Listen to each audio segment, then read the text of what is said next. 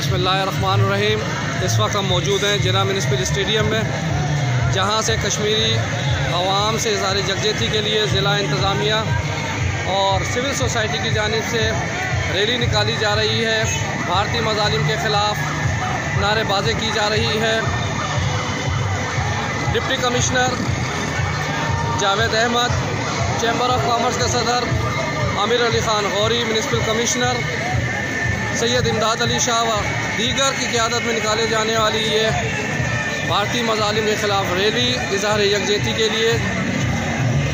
इस रैली में शामिल मुख्तलिफ़ दर्सगाहों के तलबा व तालिबात, असातिज़ा, सिविल सोसाइटी के नुमाइंदे मौजूद हैं। ये देखें, कश्मीर बनेगा पाकिस्तान, लेके रहेंगे कश्मीर, ये तमाम लोगों की ये शिरकत।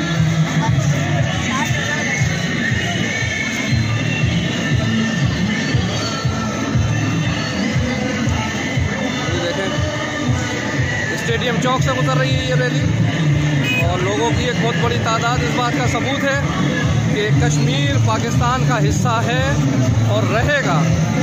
पाकिस्तान जिंदाबाद।